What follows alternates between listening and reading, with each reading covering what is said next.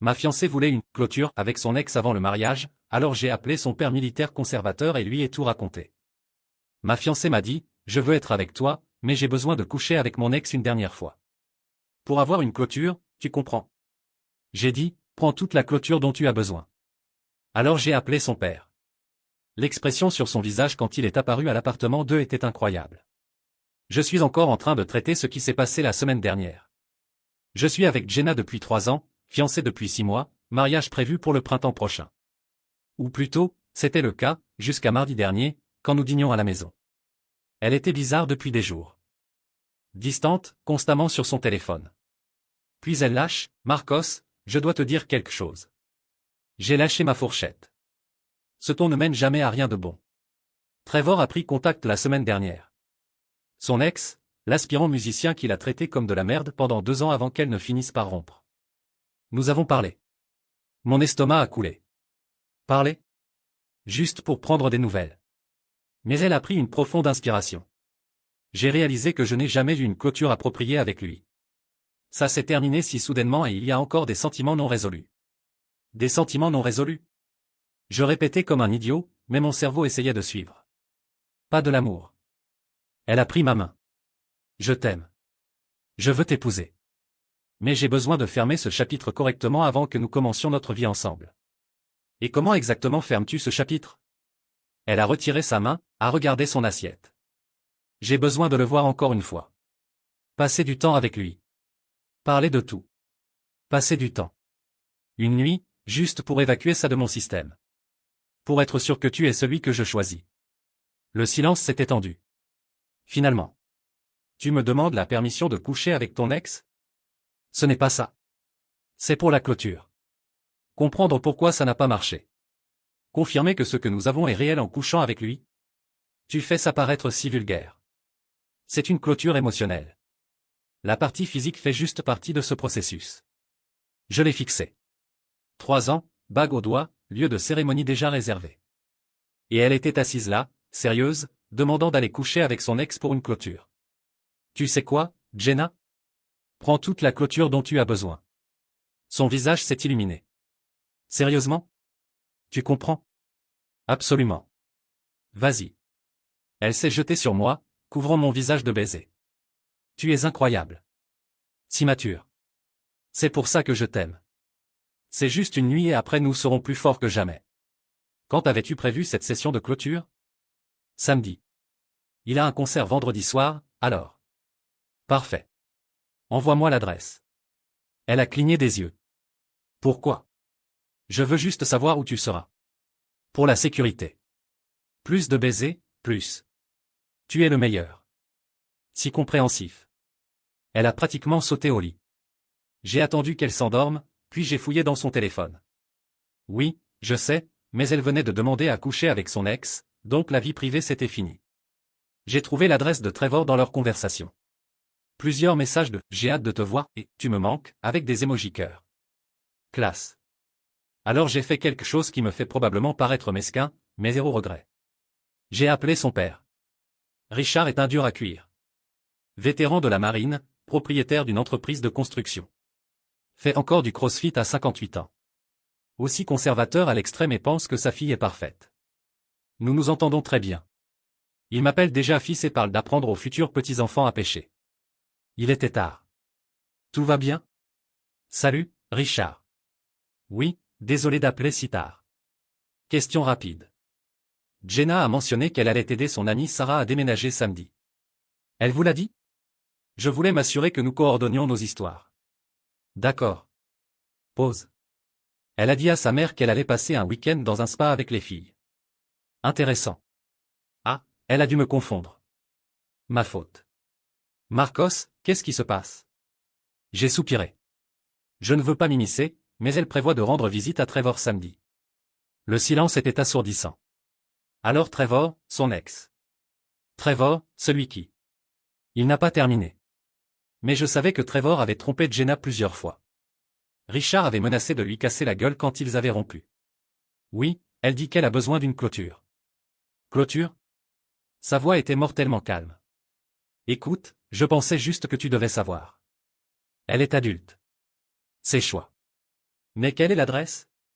Je la lui ai donnée. Nous avons raccroché sans un mot de plus.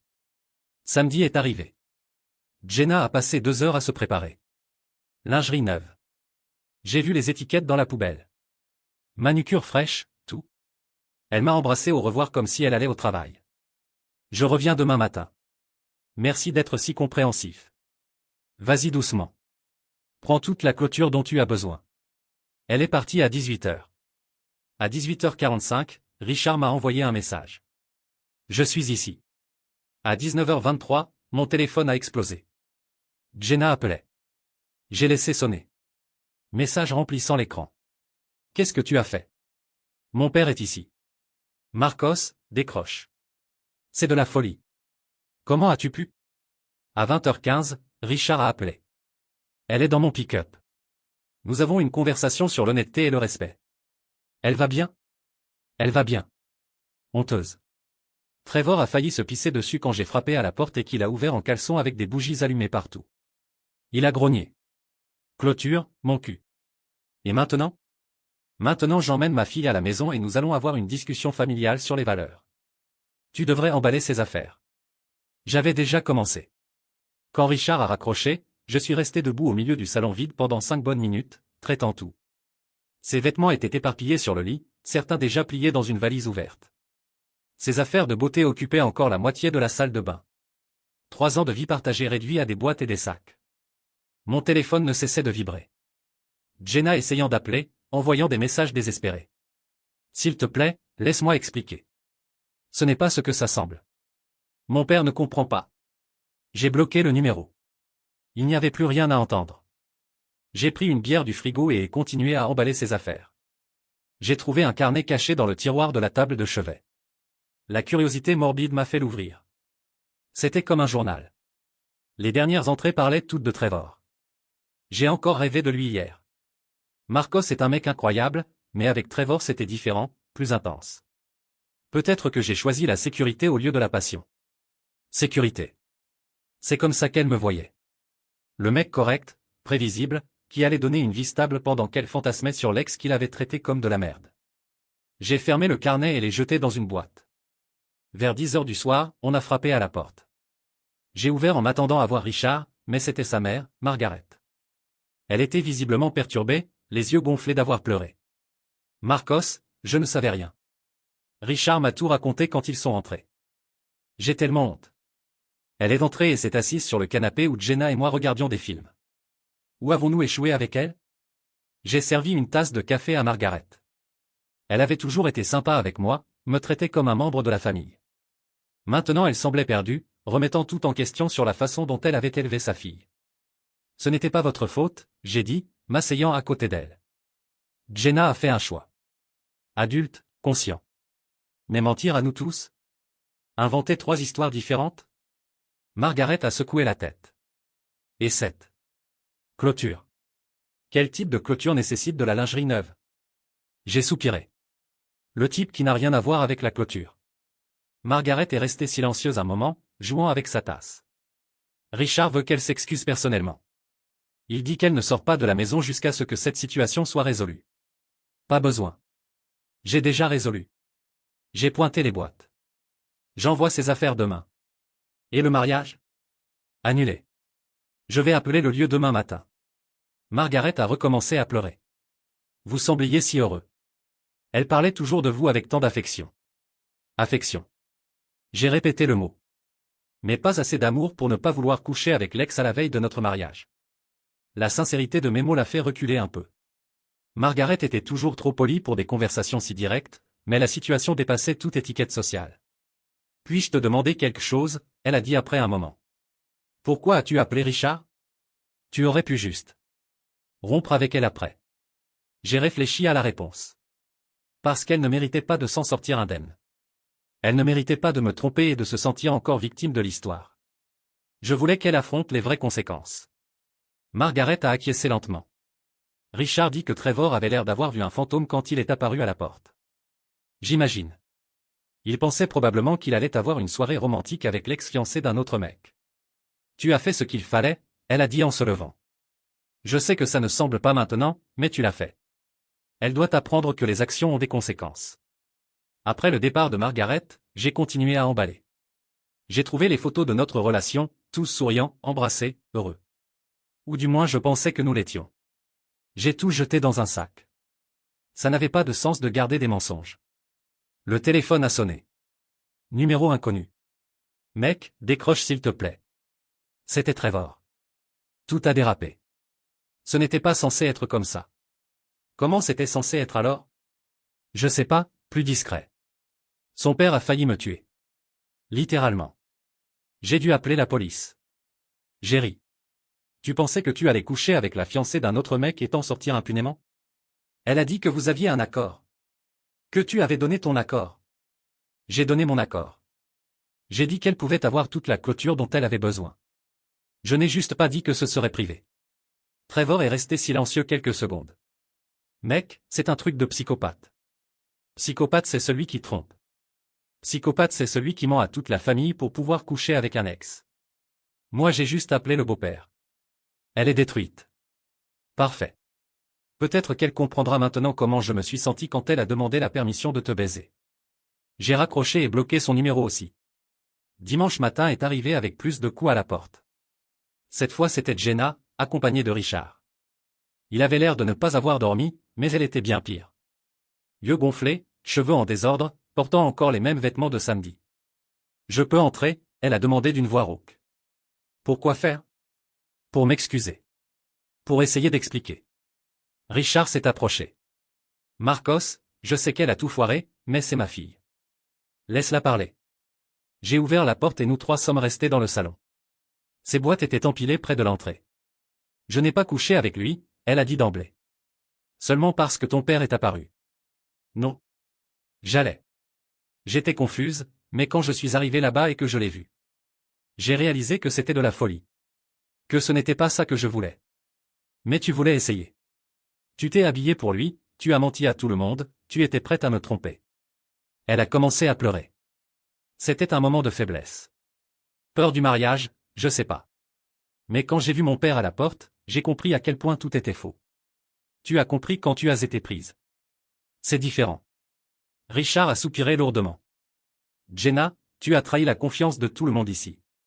De Marcos, de nous, de ta mère. Tu as menti effrontément.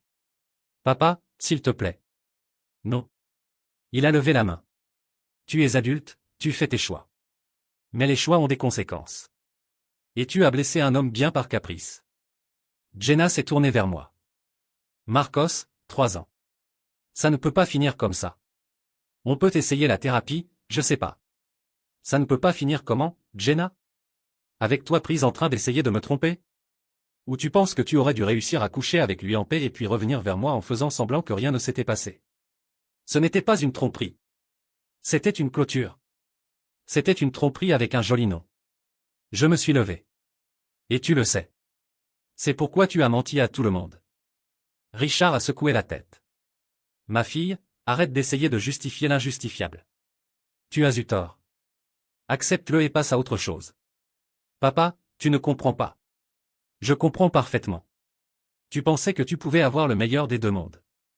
Le mec sûr pour te marier et l'ex pour assouvir la nostalgie. Ça ne marche pas comme ça. La réalité semblait finalement l'atteindre. Elle s'est effondrée sur le canapé, pleurant de manière incontrôlable. Tes affaires sont là, j'ai dit en pointant les boîtes.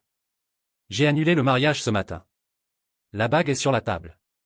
Elle a regardé la bague de fiançailles que j'avais laissée sur la table basse. 3 mois de salaire jetés à la poubelle.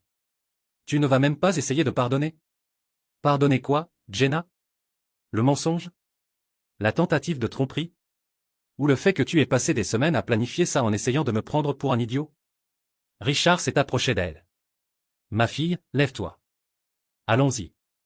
Tu as fait ton lit, maintenant couche-toi dedans. Ils ont pris les boîtes. À la porte, Jenna s'est retournée une dernière fois. Tu as fait ça par vengeance. Tu as appelé mon père pour m'humilier. Je l'ai fait par conséquence. Différence fondamentale. Après leur départ, je suis resté seul dans l'appartement pour la première fois en 3 ans. Étrange comme le silence peut être fort. J'ai pris mon téléphone et supprimé toutes les photos que nous avions ensemble. 3 ans effacés en 15 minutes. Je ne regrette rien. Elle voulait une clôture? Elle a eu la clôture qu'elle méritait. Le lundi, je suis retourné au travail comme si rien ne s'était passé. Mes collègues ont remarqué que je ne portais plus d'alliance, mais personne n'a posé de questions directement. Les gens du bureau connaissaient le mariage, certains avaient déjà reçu des invitations. Les ragots ont couru dans les couloirs, mais j'ai fait semblant de ne pas remarquer les chuchotements. Pendant le déjeuner, mon patron Marcus m'a appelé dans son bureau. Tout va bien? Tu as l'air différent aujourd'hui. J'ai rompu les fiançailles le week-end dernier. Il a fait une grimace. Merde. Désolé, mec. Tu veux en parler? Pas vraiment. Juste. Elle voulait coucher avec son ex pour une clôture. J'ai trouvé mieux de finir tout de suite. Marcus est resté bouche bée. Elle a demandé ça comme ça, sans vergogne? Elle a dit que c'était pour être sûre qu'elle voulait m'épouser. Jésus-Christ. Et qu'est-ce que tu as fait? J'ai appelé son père. Marcus a éclaté de rire involontairement. Tu es malade. Génial, mais malade. Elle voulait de l'honnêteté. Je lui ai donné de l'honnêteté. Bien fait pour elle. Mais tu vas bien? Financièrement, je veux dire. Un mariage coûte cher à annuler. Je vais survivre. Au moins j'ai découvert avant de signer l'acte. Le mardi, j'ai commencé à recevoir des messages de ses amis.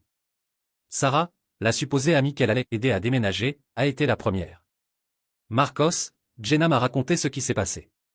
Tu as exagéré en appelant son père. J'ai répondu, elle t'a dit qu'elle avait menti en disant qu'elle allait t'aider pour pouvoir coucher avec son ex. Sarah n'a plus répondu. Puis ce fut le tour de Marina, une autre amie du petit groupe. Jenna est dévastée. Vous ne pouvez pas résoudre ça comme des adultes? Les adultes ne mentent pas à toute la famille pour pouvoir tromper le fiancé. Mais elle n'a pas vraiment trompé. Seulement parce qu'elle a été prise en flagrant délit. L'intention était là, la planification était là, le mensonge était là. Marina a aussi disparu après ça. Le mercredi, Trevor a eu l'audace de venir à mon travail. Les agents de sécurité l'ont empêché de monter, mais il est resté dans le parking en attendant que je sorte. On doit parler, il a dit quand il m'a vu. Non, on n'a pas besoin. Mec, écoute, je sais que tu es en colère, mais... En colère? Je me suis arrêté et me suis tourné vers lui. Trevor, tu pensais que tu allais baiser la fiancée d'un autre mec chez toi avec des bougies romantiques et j'allais être en colère. Quelle observation brillante. Elle a dit que vous aviez rompu. Que c'était juste une question d'officialiser. Et tu as cru? Ou tu as voulu croire pour te sentir moins salaud? Trevor s'est passé la main dans les cheveux. Il était nerveux, transpirant. Mec, son père a failli me tuer. Littéralement. J'ai dû fuir de chez moi en caleçon. Quel dommage. Tu aurais dû y penser avant. Tu as ruiné ma vie. J'ai perdu mon travail parce qu'elle a dit à tout le monde que je suis un destructeur de relations. J'ai ri fort. Tu es un destructeur de relations. Et tu as perdu ton travail parce que quelqu'un a finalement dit la vérité sur toi. Ça ne va pas rester comme ça. Comment ça ne va pas rester? Tu vas faire quoi? Me poursuivre pour avoir dit la vérité? Trevor s'est approché, essayant de paraître intimidant. Je peux faire pire. Genre quoi? Essayer de voler encore une petite amie? Bonne chance, ta réputation est foutue. Il a serré les poings, mais quelque chose dans mon regard a dû le faire reconsidérer. Il a fait demi-tour et est parti en tapant du pied. Le jeudi, sa mère a rappelé. Marcos, Jenna ne va pas bien. Elle ne mange pas correctement, ne dort pas. Richard s'inquiète. Margaret, avec tout le respect, ce n'est plus mon problème. Elle parle de déménager dans un autre état. Recommencer loin de tout le monde. C'est peut-être une bonne idée pour elle. Tu ne ressens vraiment rien? Après 3 ans? Je me suis arrêté pour réfléchir à la réponse. Si, je ressens quelque chose. Je ressens du soulagement. Je sens que j'ai évité d'épouser quelqu'un capable de me tromper et d'essayer de me convaincre que c'était une faveur. Margaret a soupiré lourdement. Elle dit que tu ne pardonneras jamais. Elle a raison. Certaines choses sont impardonnables. Et si elle cherche de l'aide? De la thérapie? Pourquoi? Pour apprendre à ne pas essayer de tromper le prochain petit ami? Ça ne devrait pas être quelque chose qu'on apprend en thérapie, Margaret. Ça devrait être basique. Elle a commis une erreur. Ce n'était pas une erreur. Une erreur, c'est oublier d'acheter du lait. Ça, c'était une série de choix conscients et calculés. Elle a planifié pendant des semaines, menti à tout le monde, acheté de la lingerie neuve. Ce n'était pas une erreur, c'était une décision. Margaret a raccroché en pleurant. Le vendredi, Exactement une semaine après la session de clôture, qui n'a jamais eu lieu, j'ai croisé Richard au supermarché. Il avait l'air d'avoir vieilli de 10 ans. Comment ça va, fiston? Bien. Et toi? Confus. Déçu. Il a secoué la tête. Je ne reconnais pas ma fille. La fille que j'ai élevée ne ferait pas ça. Parfois les gens nous surprennent. Elle veut déménager à San Diego. Dit qu'elle ne supporte plus de vivre ici. C'est peut-être le mieux pour tout le monde. Marcos, il a hésité. Tu penses que j'ai été trop dur avec elle? J'ai réfléchi à la question. Richard avait humilié sa fille publiquement, l'avait traînée de retour à la maison comme une adolescente rebelle. Mais tu as été un père. Tu as enseigné les conséquences. Si ce n'était pas toi, elle serait sortie de là en pensant qu'elle peut faire ça à n'importe qui. Elle dit qu'elle me déteste. Elle s'en remettra. Mais elle apprendra quelque chose d'important dans le processus. Richard a acquiescé lentement. Margaret pense que j'ai exagéré. Margaret n'a pas vu sa fille planifier de tromper quelqu'un qu'il aime. Toi si. Tu as réagi comme n'importe quel père décent réagirait. Merci, il a dit, serrant ma main. Pour m'avoir dit la vérité. Et pour avoir été un homme bien pour ma fille, même si elle ne le méritait pas. 2 semaines plus tard, j'ai appris par Margaret que Jenna avait vraiment déménagé à San Diego. Elle avait trouvé un travail là-bas et était partie sans regarder en arrière. Trevor a aussi disparu de la ville, apparemment sa réputation était devenue si mauvaise qu'il a décidé de tenter sa chance ailleurs. Je suis resté avec l'appartement. Il était trop grand pour une personne, mais j'aimais le silence. Pour la première fois en année, je n'avais pas besoin de négocier quoi regarder à la télé, ou dîner, comment passer le week-end. La liberté était étrange, mais bonne. Quelques amis ont essayé de m'organiser des rendez-vous, mais je n'étais pas intéressé. Je traitais encore comment quelqu'un peut vivre une double vie si facilement. Comment Jenna avait réussi à m'embrasser chaque jour en sachant qu'elle planifiait de me tromper. Comment elle avait réussi à parler d'avenir, d'enfants, de vieillir ensemble, tout en échangeant des messages romantiques avec son ex. 3 mois plus tard, Richard est apparu à mon appartement avec une bière et une proposition. J'ai un chantier de construction qui a besoin de quelqu'un pour gérer la partie administrative. Ça paie bien, tu travaillerais à temps partiel, tu pourrais garder ton emploi actuel. Pourquoi tu m'offres ça? Parce que tu es compétent. Et parce que, il a hésité. Parce que tu as fait ce que j'aurais dû faire il y a des années. Tu as appris à ma fille que les actions ont des conséquences. Et comment va-t-elle? Différente. Margaret lui parle chaque semaine. Il semble que San Diego lui ait fait du bien. Elle fait de la thérapie, sort avec un nouveau mec. Apparemment elle a appris la leçon. Je suis content pour elle. Tu mens mal, Richard a ri. Mais tu acceptes le travail? J'ai accepté. Pas pour lui, pas pour elle, mais parce que c'était une bonne opportunité. Et parce que, d'une certaine manière, Richard était devenu plus un père pour moi que mon propre père ne l'avait jamais été. 6 mois après l'épisode, ma vie avait trouvé un nouveau rythme. Travail, gym, quelques rendez-vous occasionnels, projets personnels. Je ne la regrettais pas, je regrettais l'idée que j'avais d'elle, la personne que je pensais qu'elle était. Une nuit, naviguant sur les réseaux sociaux, chose que je faisais rarement, j'ai vu une photo d'elle à San Diego. Souriant à la plage avec un mec qui avait l'air correct. Légende, 6 mois de croissance et de nouveaux commencements. Je n'ai pas ressenti de jalousie. Je n'ai pas ressenti de colère. J'ai ressenti rien. Et c'est là que j'ai su que j'avais vraiment surmonté. Certaines personnes me demandent si je n'ai pas exagéré. Si je n'ai pas été trop cruel. Ma réponse est toujours la même, elle voulait de l'honnêteté. Je lui ai donné de l'honnêteté. Elle voulait une clôture. Je lui ai donné la clôture qu'elle méritait. Et sincèrement, je ne changerai rien. Certaines trahisons méritent des conséquences publiques. Certains mensonges méritent d'être exposés. Et certaines personnes ont besoin d'apprendre qu'elles ne peuvent pas jouer avec les sentiments des autres sans payer le prix. Jenna a appris. Trevor a appris.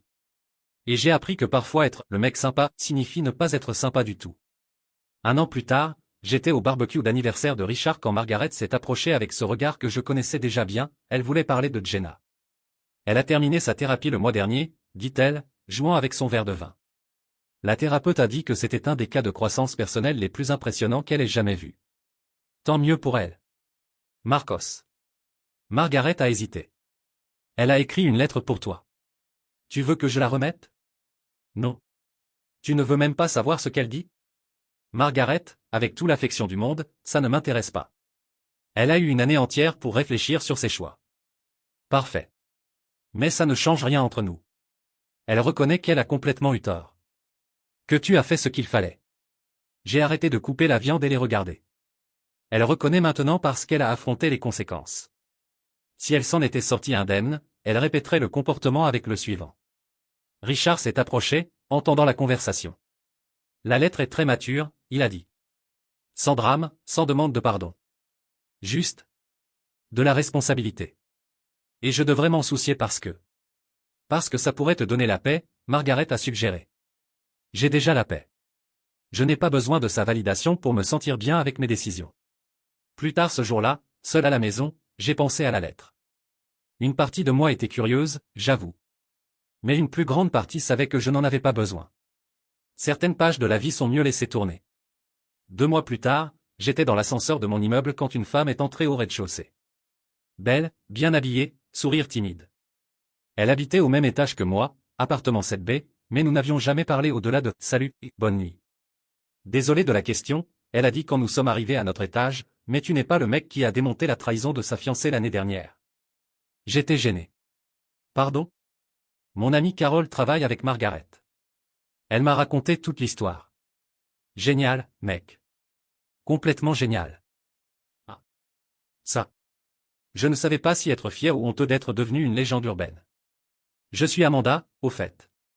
Et avant que tu demandes, je n'ai pas d'ex avec qui je veux une clôture. Point. Elle a ri. Ni de fiancé à tromper. Marcos. Et c'est bon à savoir. Tu veux prendre un café un jour? Je promets que je ne demanderai pas la permission de coucher avec quelqu'un. J'ai ri malgré moi. Bien sûr. Demain ça te va? Amanda était différente de Jenna en tout. Directe, sans jeu, disait ce qu'elle pensait. À notre 3e rendez-vous, elle a abordé le sujet. Je peux te demander quelque chose sur ton ex? Vas-y. Tu l'aimes encore? J'ai réfléchi à la réponse. J'aimais celle que je pensais qu'elle était. Mais cette personne n'a jamais vraiment existé. Et tu as peur de faire confiance à nouveau? Tout le monde a peur de faire confiance après avoir été trahi. Mais je ne vais pas laisser ses choix ruiner ma capacité à être en relation. Amanda a acquiescé. Mon ex m'a aussi trompé. Pas de façon si élaborée, mais elle m'a trompé. Je sais ce que c'est. Comment tu as surmonté? J'ai compris que le problème venait d'elle, pas de moi. Je ne suis pas devenu une personne pire parce qu'elle a choisi d'être malhonnête. C'était exactement ça. Jenna avait fait des choix qui concernaient son caractère à elle, pas ma valeur en tant que personne. 6 mois plus tard, Amanda et moi sortions officiellement ensemble. Elle a rencontré Richard et Margaret, qui l'ont adorée immédiatement.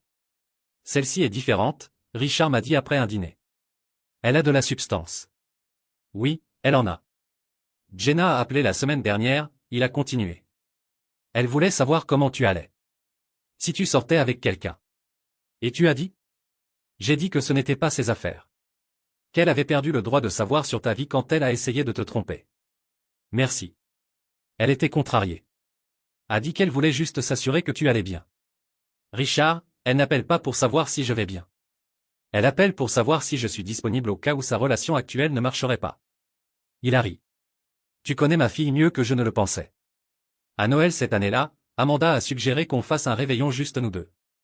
On a cuisiné ensemble, bu du vin, regardé de mauvais films. C'était simple, honnête, réel. Je peux te demander quelque chose, elle a dit, blottie contre ma poitrine sur le canapé. Toujours. Tu regrettes la façon dont ça s'est terminé avec elle? D'avoir appelé son père? Ça. J'ai réfléchi à la question. Non. Elle voulait jouer à l'adulte en faisant des choix d'adolescente. Elle devait apprendre qu'on ne peut pas avoir les deux. Même en sachant que tu l'as humiliée publiquement? Amanda, elle m'aurait humilié en privé si je n'avais pas découvert. Elle aurait couché avec lui, serait rentrée à la maison, aurait fait semblant que rien ne s'était passé, et j'aurais été l'idiot qui a épousé quelqu'un qui m'a trompé à l'enterrement de vie de garçon. Quand tu le présentes comme ça. C'est comme ça. Elle n'était pas confuse sur ses sentiments. Elle était excitée à l'idée d'avoir les 2 hommes dans sa vie. Et elle voulait que je finance cette fantaisie.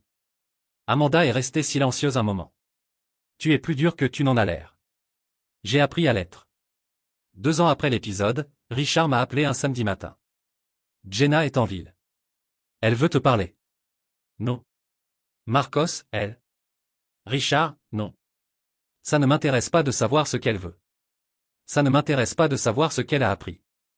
Ça ne m'intéresse pas de savoir comment elle a grandi. Elle a fait des choix qui ont terminé notre relation de façon définitive. Elle a amené son petit ami. Ils veulent t'inviter au mariage. J'ai ri fort. Tu plaisantes. Apparemment elle veut faire la paix avec toi avant de se remarier. Dis-lui que je lui souhaite le bonheur et qu'elle n'a pas besoin de ma bénédiction pour se marier. Elle insiste qu'elle a besoin de te parler pour fermer le cycle. Point. Richard, elle a essayé de me tromper pour une clôture. Maintenant elle veut me parler pour une clôture. Tu vois un schéma là? Il a soupiré. Je vois.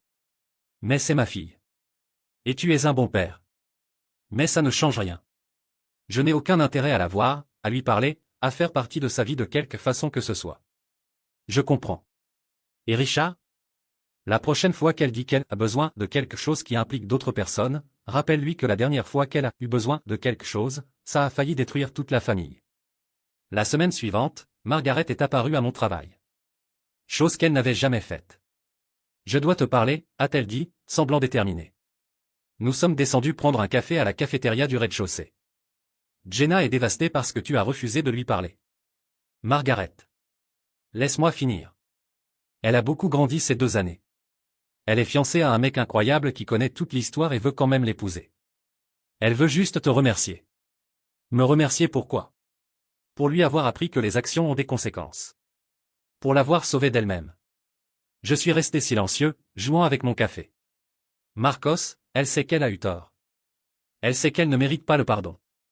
Elle veut juste une chance de le reconnaître personnellement. Et pourquoi c'est important? Parce qu'elle en a besoin pour avancer complètement. Margaret, encore une fois elle fait tout tourner autour de ses besoins. Elle en a besoin. Elle veut ça. Et mes besoins à moi? Et si je ne veux pas revivre cette période de ma vie? Margaret semblait ne pas y avoir pensé. Tu ne veux pas? Non. Je suis heureux. J'ai une petite amie incroyable, un bon travail, une famille qui m'accepte. Je l'ai regardée. Vous êtes ma famille maintenant, Margaret. Richard me traite comme un fils. Tu me traites comme un fils. Pourquoi je voudrais compliquer ça en revoyant le passé avec Jenna? Elle a commencé à pleurer. Je n'avais pas pensé à ça. Jenna a toujours été douée pour faire en sorte que les gens sentent qu'ils devaient lui donner ce qu'elle voulait. Mais j'ai appris à lui dire non. Et si elle vient ici? Si elle apparaît par surprise? Je vais lui demander de partir. Et si elle insiste, j'appellerai la sécurité. Margaret a séché ses yeux. Tu ne ressens vraiment rien pour elle? Je ressens de la gratitude. Elle m'a montré le type de personne que je ne veux pas dans ma vie. C'était un cadeau, même si ce n'était pas son intention. 3 jours plus tard, je sortais du travail quand j'ai vu une silhouette familière debout à côté de ma voiture. Jenna. Plus mince, cheveux différents, mais toujours elle. Salut, Marcos. Jenna. Tu as l'air bien. Je vais bien. Qu'est-ce que tu veux? Juste parler. 5 minutes. Je n'ai rien à discuter avec toi. S'il te plaît. Juste 5 minutes et je disparais de ta vie pour toujours. Je l'ai regardée. 2 ans de thérapie avaient changé quelque chose, mais pas tout. Elle avait encore ce regard manipulateur, cette voix qui essayait de réveiller la culpabilité. Parle vite. Je voulais te remercier. Pourquoi? Pour m'avoir forcé à affronter qui j'étais vraiment. La thérapie m'a montré que j'ai toujours fui les conséquences de mes actes. Mes parents m'ont toujours protégé, les petits amis m'ont toujours pardonné. Tu as été la première personne à me faire payer le vrai prix de mes choix. D'accord. Et je voulais m'excuser. Vraiment. Pas pour ce qui a failli arriver, mais pour avoir atteint le point où ça a failli arriver. Pour avoir menti, pour avoir manipulé, pour t'avoir manqué de respect ainsi qu'à notre relation. Tu t'excuses parce que tu veux ou parce que ta thérapeute a dit que c'était important pour ta croissance personnelle. Elle a hésité. Un peu des deux. Au moins tu es honnête maintenant. J'ai ouvert la portière de la voiture. Excuses acceptées. Maintenant disparaît de ma vie. Marcos, attends. Quoi? Tu me détestes? J'ai réfléchi à la réponse. Non. La haine demande trop d'efforts et tu ne vaux pas l'effort. J'ai vu la douleur sur son visage, mais je n'ai pas ressenti de pitié. C'était la vérité. Tu viendras à mon mariage? Non. Pourquoi? Parce qu'on n'est pas amis, Jenna. On est d'ex-fiancés qui ont rompu de façon traumatisante. Je n'ai pas ma place dans ta nouvelle vie, tout comme tu n'as pas ta place dans la mienne. Mais tu es de la famille. Mon père t'aime comme un fils. Et je l'aime comme un père. Ça n'a rien à voir avec toi. Je suis monté dans la voiture. Elle a frappé à la fenêtre. Marcos, s'il te plaît. Je veux juste que tu saches que j'ai changé. Que j'ai appris. J'ai baissé la vitre. Jenna, j'espère sincèrement que tu sois heureuse. J'espère que tu aies vraiment appris. J'espère que tu sois une bonne épouse pour ton fiancé. Mais ça ne signifie pas que je veux faire partie de ta vie de quelque façon que ce soit. Et si nos enfants sont cousins? Et si tes enfants et les miens ne seront pas cousins? Parce qu'on n'est pas de la famille. On est des gens qui se sont connus dans le passé. Je suis sorti du parking en la laissant debout là. Dans le rétroviseur, j'ai vu qu'elle pleurait. Je n'ai pas ressenti de culpabilité. Cette nuit-là, j'ai tout raconté à Amanda. Comment tu te sens? Elle a demandé. Soulagée. Elle est toujours la même personne. Plus intelligente, plus consciente de ses propres manipulations, mais toujours égocentrique. Comment ça? Elle est apparue à mon travail après que j'ai clairement dit que je ne voulais pas la voir. Elle a encore fait tout tourner autour de ses besoins. J'ai besoin d'une clôture. J'ai besoin de m'excuser. J'ai besoin que tu saches que j'ai changé. Toujours moi. Amanda a acquiescé. Et tu ne ressens aucune envie de donner une seconde chance? Pourquoi? Pour qu'elle essaie de me convaincre qu'elle est une personne différente. Pour me faire sentir coupable de ne pas pardonner? Non, merci. Tu penses qu'elle a vraiment changé? Elle a probablement changé certains comportements. Mais l'essence? La personne qui pense que le monde tourne autour d'elle? Celle-là est toujours là. Au final, Jenna s'est mariée sans ma présence. Richard m'a raconté que c'était une belle cérémonie, qu'elle semblait heureuse, que le mari semblait être un homme bien. Elle a demandé si tu avais envoyé un cadeau, il a dit. Et tu as dit? J'ai dit que te souhaiter le bonheur était déjà un cadeau suffisant. Merci. Elle a un peu pleuré. Richard, je peux te dire quelque chose. Elle n'a pas pleuré parce qu'elle regrette. Elle a pleuré parce qu'elle n'a pas réussi à me manipuler pour revenir dans sa vie. Il y a une différence. Il est resté pensif. Tu pourrais avoir raison. J'ai raison. Et c'est bien. Elle va vivre sa vie, je vais vivre la mienne. Tout le monde est heureux. 3 ans après l'épisode original, j'ai demandé Amanda en mariage. Richard a insisté pour me donner sa bénédiction comme s'il était vraiment mon beau-père. Margaret a plus pleuré que la mère d'Amanda. Tu es sûr de vouloir notre famille chaotique dans la tienne? Richard a plaisanté pendant le dîner de fiançailles. Vous êtes la meilleure partie de la famille chaotique, j'ai répondu. Et Jenna? Qu'est-ce qu'elle a? Rien. Juste. Tu as réussi quelque chose qu'elle a toujours voulu. Une famille qui t'aime inconditionnellement. Je l'ai réussi parce que je l'ai mérité. Différence fondamentale. Le jour de mon mariage, Amanda était magnifique, la cérémonie était parfaite, et Richard m'a remis les alliances comme s'il était vraiment mon père. Pendant son discours, il a dit que j'avais enseigné à sa famille ce qu'était le vrai caractère. Cette nuit-là, dansant avec ma femme, j'ai réalisé que quelque chose d'intéressant s'était passé. La pire trahison de ma vie m'avait mené à la meilleure chose qui me soit jamais arrivée. Si Jenna n'avait pas essayé de me tromper, je n'aurais jamais rencontré Amanda, je n'aurais jamais développé cette relation avec Richard et Margaret, je n'aurais jamais appris à valoriser l'honnêteté par-dessus tout. D'une certaine façon, Jenna m'avait fait le plus grand cadeau de ma vie, elle m'avait montré exactement ce que je ne voulais pas, me forçant à découvrir ce dont j'avais vraiment besoin. Et le mieux de tout? Elle ne savait même pas qu'elle avait fait ça. 5 ans plus tard, Amanda et moi avons eu notre premier enfant. Richard était dans la salle d'attente comme un grand-père fier, tenant des cigares qu'il n'allait jamais fumer. Margaret avait tricoté tant de vêtements que le bébé pourrait s'habiller jusqu'à 2 ans sans répéter aucune pièce. Comment on va appeler grand-papa? Amanda a demandé, plaisantant, pendant que Richard tenait notre fils pour la première fois. Grand-papa Richard marche parfaitement, il a répondu les yeux embués. Ce petit est mon petit-fils de cœur. C'est Margaret qui a apporté les nouvelles sur Jenna quelques semaines plus tard. Elle est enceinte aussi, dit-elle en aidant Amanda avec l'allaitement. Prévu pour décembre. Tant mieux pour elle, j'ai répondu, sans lever les yeux du livre que je lisais. Marcos. Margaret a hésité. Elle veut que les enfants se connaissent. Dit qu'ils sont demi-frères en pratique. Amanda et moi avons échangé un regard. Margaret, Amanda a dit calmement, nos enfants ne sont pas demi-frères. Vous êtes grands-parents de notre fils par choix et amour. Jenna est votre fille par biologie. Ce sont des choses complètement différentes. Mais Richard est grand-père des deux. Richard a choisi d'être grand-père de notre fils, j'ai interrompu. Il est grand-père biologiquement de l'enfant de Jenna. Ce n'est pas la même chose. Margaret semblait confuse. Mais nous sommes une famille. Nous le sommes, oui. Moi, Amanda, notre fils, vous deux. Jenna ne fait pas partie de cette famille. Elle fait partie de votre famille biologique, qui est une famille différente. Tu vas vraiment nier aux enfants le droit de se connaître? Amanda a soupiré. Margaret, avec toute l'affection, arrête. Tu essaies de forcer une situation qui n'existe pas. Notre fils n'a aucune obligation de connaître le fils de l'ex-fiancé de son père. Mais ils vont grandir en appelant le même homme grand-papa. Et alors, j'ai dit.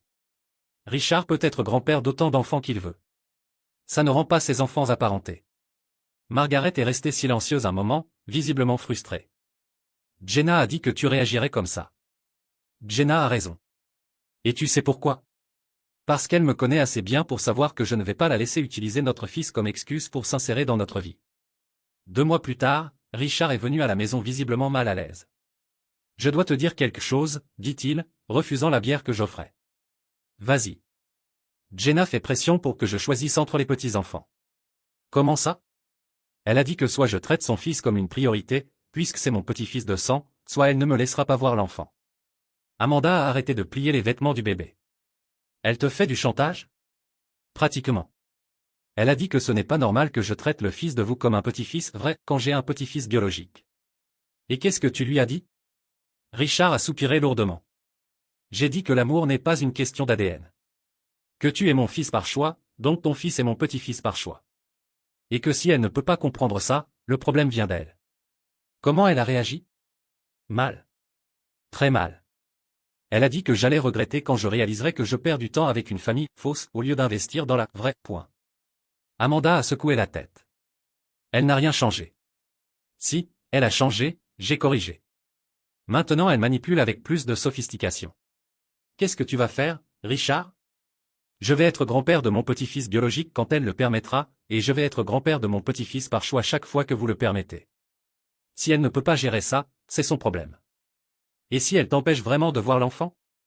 Alors je vais poursuivre pour les droits des grands-parents. Margaret a déjà parlé à un avocat. 3 semaines plus tard, Jenna est apparue à notre porte un dimanche matin. Amanda donnait le bain au bébé et je faisais du café quand la sonnette a retenti. On doit parler, elle a dit quand j'ai ouvert la porte. Non, on n'a pas besoin. C'est à propos de mon père. Qu'est-ce qu'il a? Tu détruis ma famille. J'ai ri. Je détruis ta famille? Comment? Il refuse d'accepter que mon fils est son vrai petit-fils. Il continue à dire que tu es son fils, que ton bébé est son petit-fils. Et c'est le cas. Non. Vous n'avez pas son sang. Jenna, tu sais quel est ton problème. Tu penses que les relations sont une compétition. Tu l'as toujours pensé. C'est pourquoi tu as essayé de me tromper, tu voulais me faire concurrence avec Trevor pour voir qui gagnait. Ça n'a rien à voir. Ça a tout à voir. Maintenant tu veux que ton fils gagne contre le mien dans la compétition pour grand-papa. Mais ce n'est pas comme ça que l'amour fonctionne. Amanda est apparue dans le salon avec notre fils dans les bras, encore mouillé du bain. Jenna, elle a dit froidement. Amanda. Ton bébé est beau. Merci. Qu'est-ce que tu veux? Je veux que vous arrêtiez de monopoliser mon père. Nous ne monopolisons personne, Amanda a répondu. Ton père choisit de passer du temps avec nous parce qu'il aime notre compagnie. Tout comme il peut choisir de passer du temps avec toi. Mais il ne choisit pas. Il vient ici tous les week-ends, bave sur votre bébé, et appelle à peine pour savoir comment je vais. Peut-être parce que tu l'as fait chanter, j'ai dit. Peut-être parce que tu as dit qu'il devait choisir entre les petits-enfants. Qui fait ça, Jenna? Je veux juste qu'il priorise son propre sang. Il priorise. Il m'a adopté comme fils, donc il priorise le fils. Qui est moi? Jenna est devenue rouge. Tu n'es pas son fils. Tu es juste l'ex-fiancé de sa fille dont il a pitié. Amanda a fait un pas en avant. Ça suffit. Sors de ma maison. Maintenant. Amanda. Maintenant, Jenna. Je ne vais pas te laisser entrer ici et manquer de respect à mon mari dans notre maison. Je veux juste. Tu veux juste ce que tu as toujours voulu, que le monde tourne autour de toi. Mais ça ne va pas arriver. Ton père nous aime parce qu'on mérite d'être aimé. Tu auras l'amour que tu mérites. Jenna a regardé le bébé dans les bras d'Amanda. Quand il grandira et découvrira que son vrai grand-père est le grand-père d'un autre enfant. Il comprendra qu'il a de la chance d'avoir un grand-père qui a choisi de l'aimer, j'ai interrompu. Contrairement à toi, qui as eu un père qui t'a toujours aimé inconditionnellement et tu essaies encore de le manipuler. Jenna est partie en claquant la porte. Elle va causer des problèmes, Amanda a dit. Elle va essayer. Mais Richard a déjà clairement établi ses priorités. J'avais raison. Dans les semaines suivantes, Jenna a essayé plusieurs tactiques. Elle a appelé Margaret en pleurant sur comme elle se sentait rejetée. Elle est apparue chez eux par surprise avec des cadeaux chers. Elle est allée jusqu'à poster sur les réseaux sociaux sur « les grands-parents qui abandonnent les petits-enfants biologiques pour des familles fausses ». Richard a répondu de la seule façon qu'il connaissait, avec une honnêteté brutale. « Jenna, il a dit dans un appel que j'ai entendu par hasard quand je visitais, tu as 30 ans. Arrête d'agir comme si tu en avais 5. Ton fils sera aimé et bienvenu dans cette famille.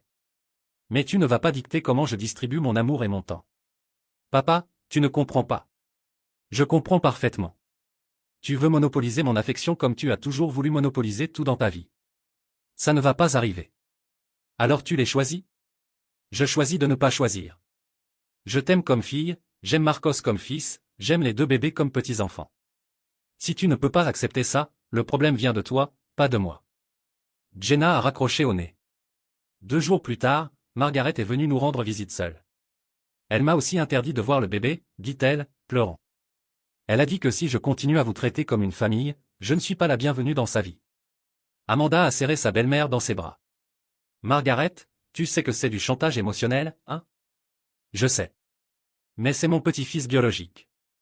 Et celui-ci aussi est ton petit-fils, j'ai dit, pointant notre enfant. Par choix, par amour, par 3 ans de vraie relation.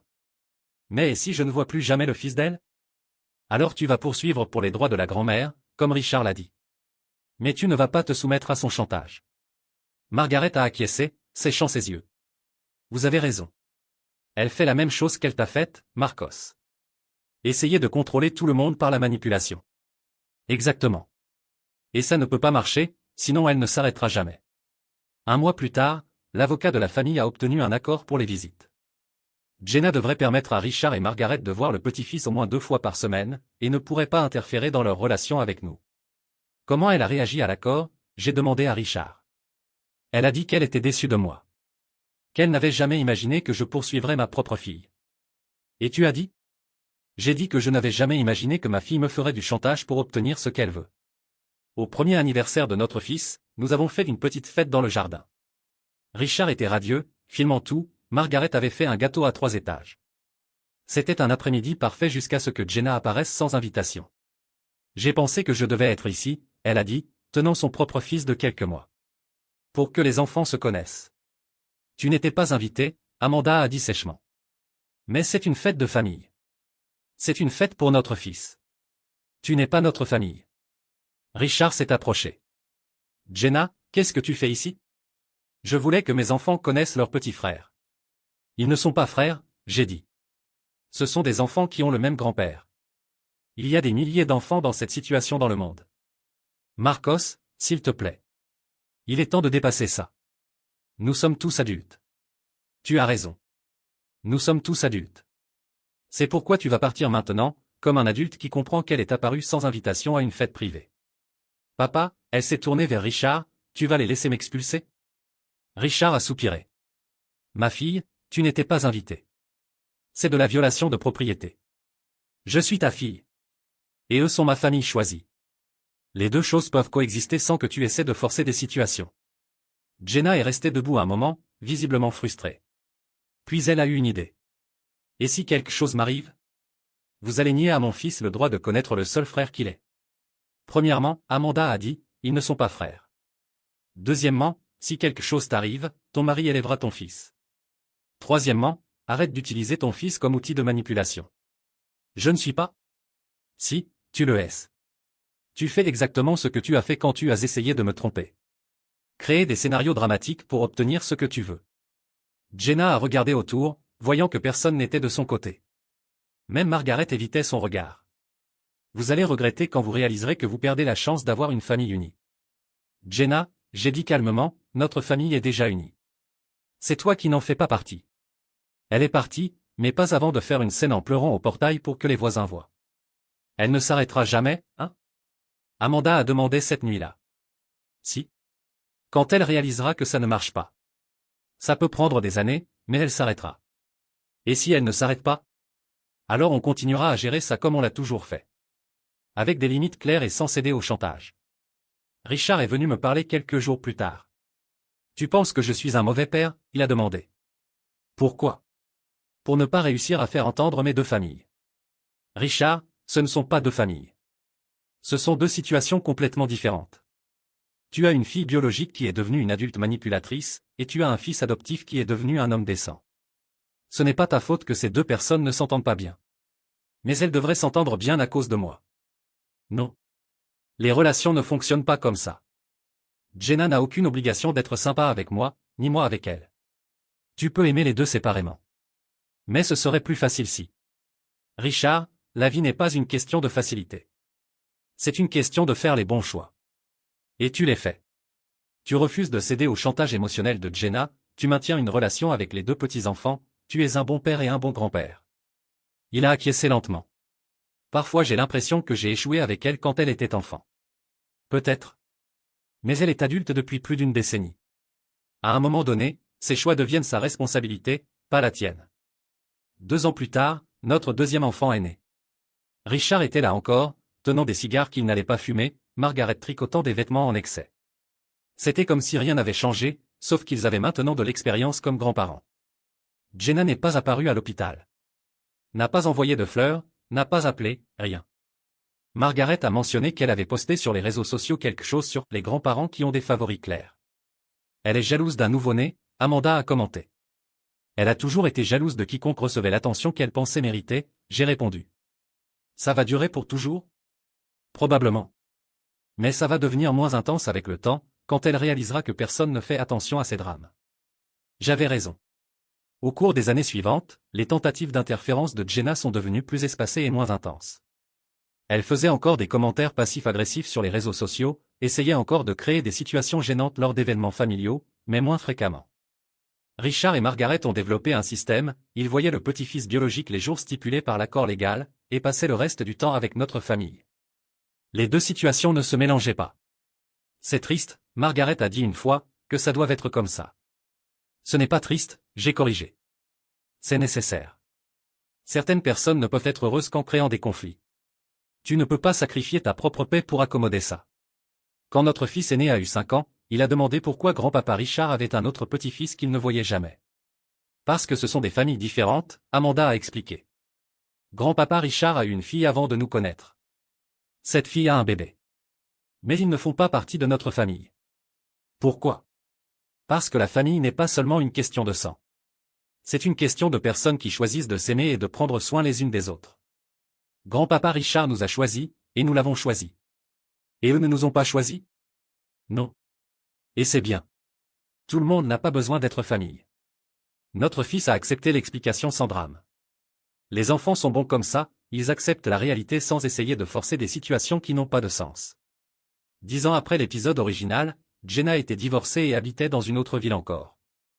Richard voyait encore le petit-fils pendant les vacances, mais la relation était formelle, distante. Le garçon connaissait à peine ses grands-parents. Parfois je me demande comment ça aurait été différent, Richard a dit une nuit de barbecue, si elle avait géré les choses de façon mature depuis le début. Ça aurait été différent, j'ai accepté. Mais pas nécessairement mieux. Certaines personnes sont toxiques indépendamment de la façon dont tu réagis à elles. Tu penses qu'elle est toxique? Je pense qu'elle est égoïste au point de blesser les gens qu'elle aime pour obtenir ce qu'elle veut. Si ce n'est pas toxique, je ne sais pas ce que c'est. J'ai regardé nos enfants jouant dans le jardin, Amanda parlant avec Margaret de recettes, Richard apprenant au plus grand à allumer le barbecue. C'était ma famille. Vraie, choisie, construite avec amour et respect mutuel. Il n'y avait pas de drame, pas de manipulation, pas de chantage émotionnel. Et tout ça avait commencé parce que j'avais appelé le père de mon ex-fiancé un samedi soir, il y a 10 ans. Parfois les meilleures choses de la vie viennent des pires expériences. Jenna m'avait donné la plus grande trahison de ma vie, mais aussi le plus grand cadeau, elle m'avait appris à valoriser l'honnêteté, la loyauté et le caractère par-dessus tout. Et elle m'avait mené vers la famille que je méritais vraiment. 15 ans après l'épisode original, j'étais au bureau quand ma secrétaire m'a prévenu que j'avais une visite. C'était une jeune femme, dans la vingtaine, que je n'ai pas reconnue immédiatement. « Tu es Marcos ?» elle a demandé, nerveuse. « Oui. Et tu es ?» « Sarah. Sarah Mitchell. Fille de Jenna. » Je suis resté immobile un moment, traitant l'information. Jenna avait eu une fille? Avec qui? Quand? Entre, j'ai dit, fermant la porte du bureau. Assieds-toi. Elle était belle, ressemblait à une version plus jeune de Jenna, mais avec quelque chose de différent dans les yeux. Une sérieux que sa mère n'avait jamais eue. Ma mère est morte la semaine dernière, elle a dit sans détour. Je suis désolé. Merci. Mais je ne suis pas venu pour ça.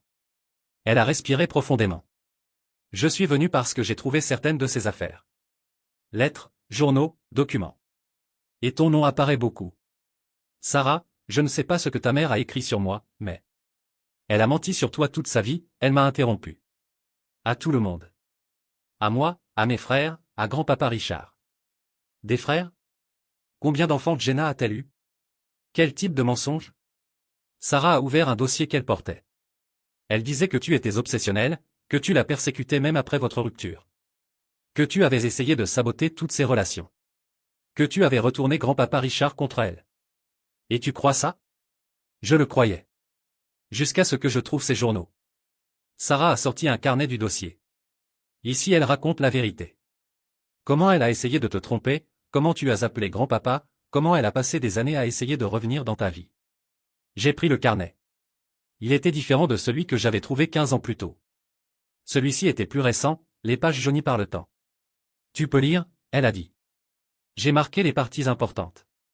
J'ai ouvert à la première marque. L'écriture de Jenna, plus mature maintenant. Marcos avait raison sur moi. Il a toujours eu raison. Je suis une personne toxique qui blesse ce qu'elle aime pour obtenir ce qu'elle veut. Ça fait 15 ans et je pense encore à ce qui aurait pu être différent si je n'avais pas été si égoïste. J'ai tourné quelques pages. Sarah a demandé aujourd'hui pourquoi grand-papa Richard ne vient plus nous voir. Je ne sais pas comment expliquer que c'était à cause de moi. Que je l'ai forcé à choisir entre ses familles et il a choisi celle qui méritait sa loyauté. Quelques pages de plus. J'ai vu une photo de Marcos et Amanda sur les réseaux sociaux de grand-papa. Ils ont 3 enfants maintenant. Ils ont l'air vraiment heureux. Je lui ai donné la vie qu'il méritait quand j'ai forcé la rupture de notre relation. Et à la dernière page marquée. Je vais mourir en sachant que la meilleure chose que j'ai faite dans la vie a été d'essayer de tromper Marcos. Pas parce que c'était bien, mais parce que ça l'a libéré de moi. Il méritait quelqu'un qu'il aimerait vraiment, pas quelqu'un qui voudrait toujours plus. J'ai fermé le carnet, ressentant un mélange d'émotions que je ne savais pas comment traiter. Pourquoi tu me montres ça? J'ai demandé. Parce que vous méritez de connaître la vérité. Toi, grand-papa Richard, Amanda. Sarah a essuyé une larme. Ma mère a fait de vous des méchants dans notre famille pendant 15 ans. Nous avons grandi en vous détestant pour quelque chose qu'elle avait fait. Nous. J'ai 2 frères. Kevin, que grand-papa connaît, et Marcus, oui, elle lui a donné ton nom aussi. Nous sommes de pères différents, mais elle a toujours raconté les mêmes mensonges sur vous à tous. Quelque chose a cliqué dans ma tête. Tu as dit que ton nom de famille est Mitchell. C'était le nom de famille de mon père.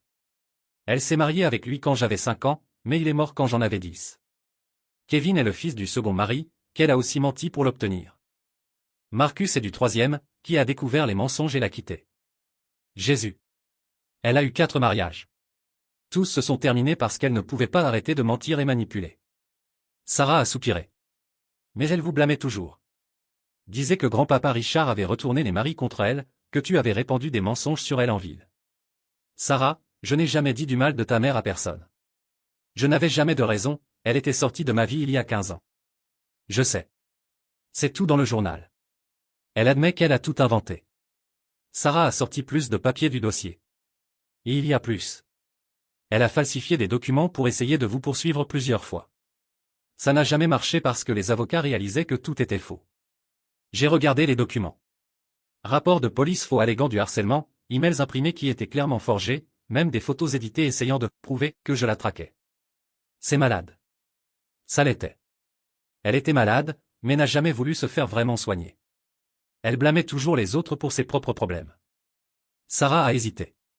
Il y a quelque chose que tu dois savoir. À propos de Kevin. Quoi? Il n'est pas le fils du second mari. Il est le tien. Le monde s'est arrêté. Quoi? Elle était enceinte quand vous avez rompu. Elle l'a découvert une semaine après l'épisode avec Trevor. Elle ne te l'a jamais dit. J'ai eu l'impression de recevoir un coup de poing dans l'estomac. Ce n'est pas possible. Sarah a sorti un certificat de naissance du dossier. Kevin, né exactement 9 mois après notre séparation.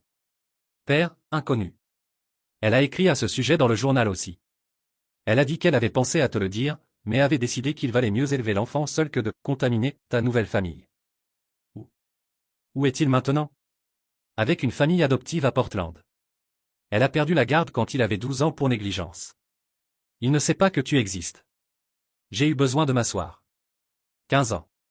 J'avais un fils depuis 15 ans et je ne le savais pas. Sarah, pourquoi tu me racontes ça maintenant? Parce que Kevin mérite de connaître son vrai père. Et parce que vous méritez de savoir qu'elle a menti sur tout.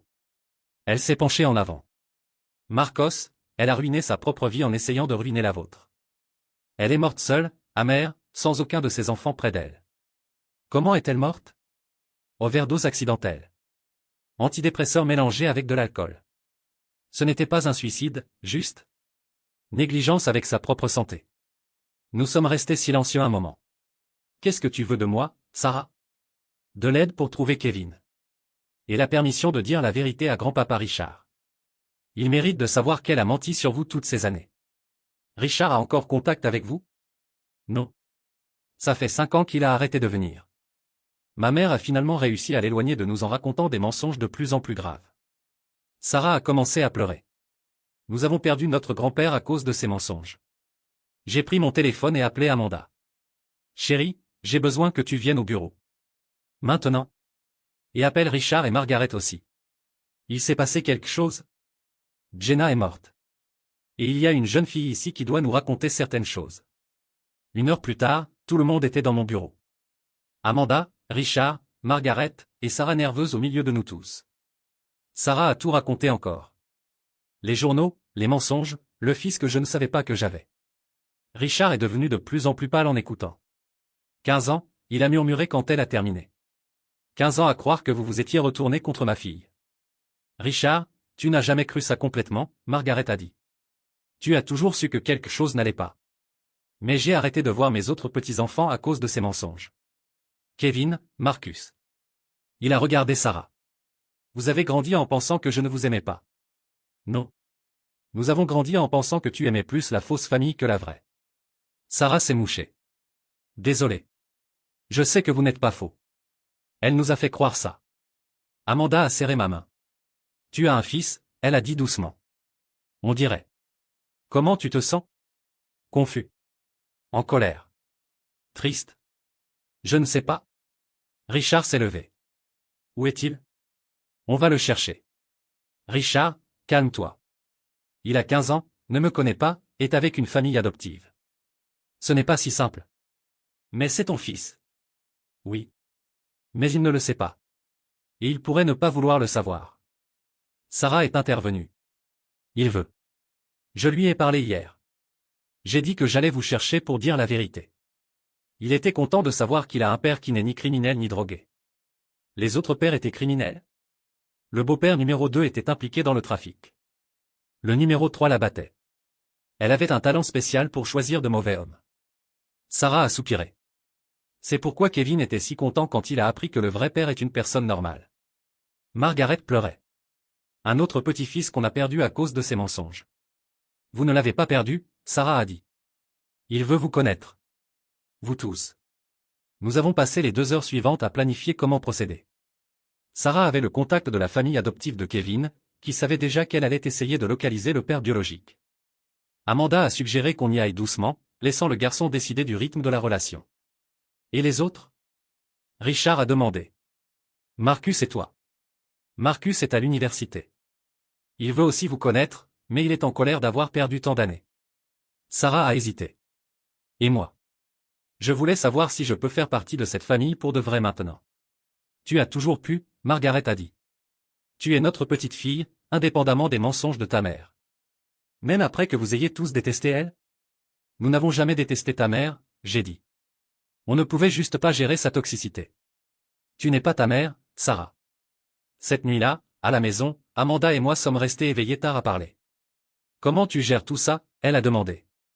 Je ne sais pas. C'est surréaliste. Imagine découvrir que tu as un fils adolescent qui a été élevé en pensant que tu ne t'en souciais pas. Tu t'en soucies? Bien sûr que je m'en soucie. C'est mon fils. Mais c'est aussi un étranger. J'ai soupiré. Et s'il me déteste? Et s'il pense que je l'ai abandonné? Alors tu vas expliquer que tu ne savais pas. Et tu vas prouver que tu t'en soucies à partir de maintenant. Et nos enfants? Comment ils vont réagir à avoir un frère plus âgé? Ils vont être curieux et excités. Les enfants sont résilients. 2 semaines plus tard, nous avons conduit à Portland pour rencontrer Kevin. La famille adoptive, les Miller, était incroyable. Ils ont expliqué que Kevin avait toujours su qu'il était adopté et avait toujours voulu connaître ses parents biologiques. Quand j'ai frappé à la porte, un garçon grand m'a répondu. Il avait mes yeux, mais la forme du visage de Jenna.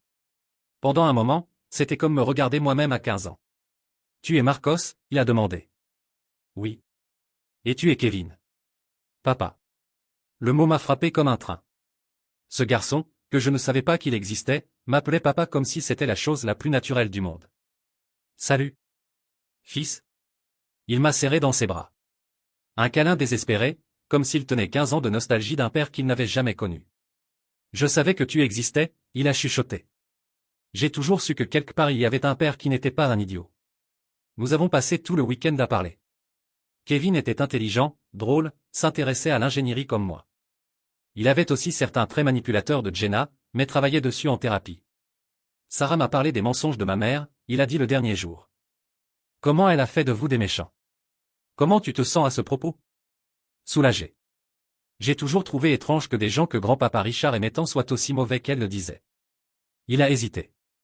Je peux te demander quelque chose. N'importe quoi.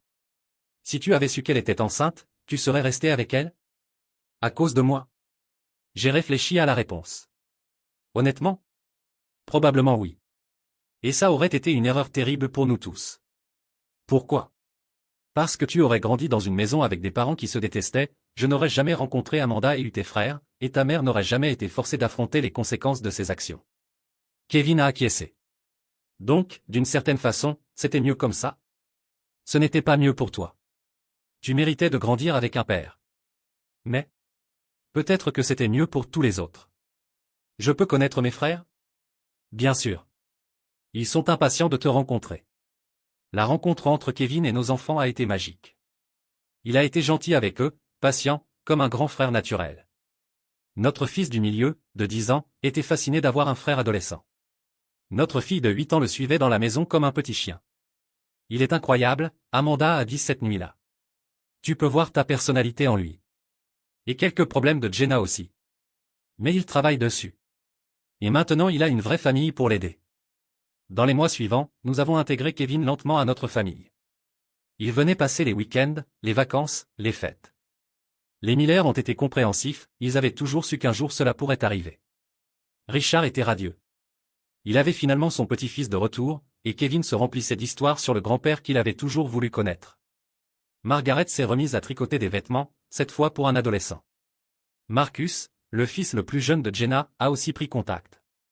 Il était à l'université, étudiant la psychologie, et voulait mieux comprendre la dynamique familiale dans laquelle il avait grandi.